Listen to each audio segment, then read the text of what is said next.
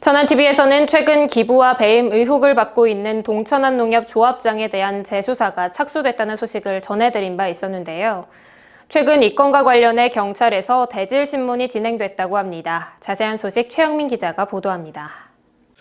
지난 3월 있었던 전국 동시 조합장 선거 당시 동천안농협 조합장 선거에 출마했던 유정희 전 이사 측은 조덕현 조합장을 상대로 기부 행위 등의 혐의로 고발을 진행했습니다.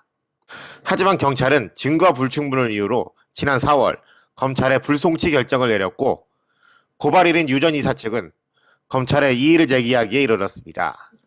검찰은 유 전 이사 측의 이의를 받아들여 천안 동남경찰서는 재수사에 착수했습니다. 고발일인 유 전 이사 측은 선거 전 조덕현 조합장 측이 당초 세워졌던 사업수지 예산을 제주도 선진지 결항이라는 교육사업으로 전용해 조합원들을 상대로 2박 3일간 숙박과 항공권, 식사 등을 제공했다고 주장했습니다. 예산 전용은 대의원 총회에서 의결해야 할 사안임에도 조합장의 임의대로 전용했다는 게 이들의 주장입니다.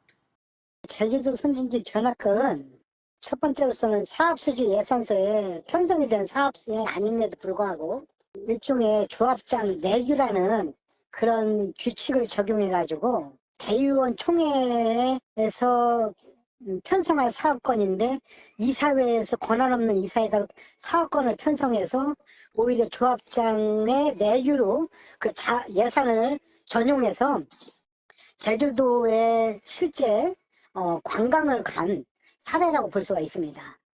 하지만 동천안농협의 한 고위층 관계자는 지난 17일 있었던 경찰 대질실문에서 제주도 견학에 대한 계획이 당초 없어도 조합의 내규만으로 충분히 변경할 수 있다고 주장했습니다.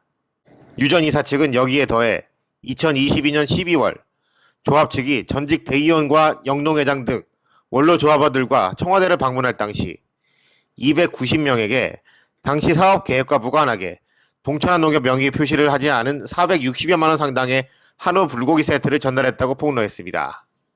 또 당시 책정됐던 상생교육비는 2,500만 원이었으며 290명이 서울에서 관광지 방문과 식사 등을 진행함에 있어 상당한 지출이 있었다고 보고, 만약 이 과정 중 2,500만 원이 초과됐다면 이는 분명 배임 행위에 해당한다고 강조했습니다.